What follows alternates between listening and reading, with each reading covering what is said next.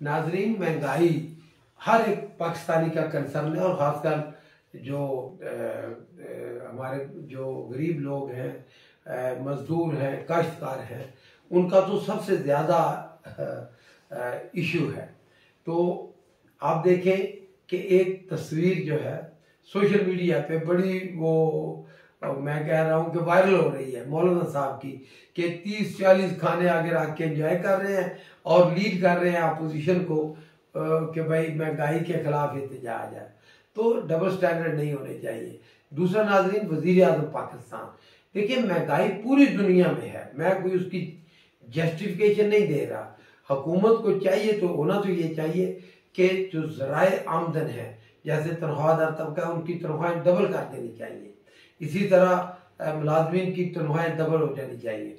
लेकिन आपको पता है मुश्किलात हुकूमत की अपनी है और इन्हीं मुश्किलात पर काबू पाने के लिए वज़ीर आज़म सऊदी अरब जा रहे हैं और इंशाअल्लाह अच्छी खबर आएगी सऊदी अरब से।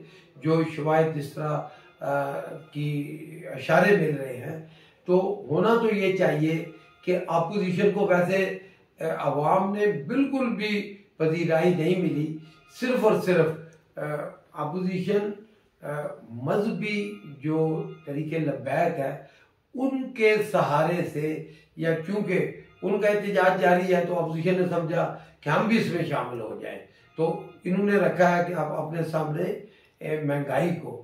तो नाजरीन, ये मुल्क हमारा है, अगर हम जलाएंगे, ट्रैफिक बंद करेंगे, रोड पे या नहीं चलेगा तो महंगाई और बढ़ेगी।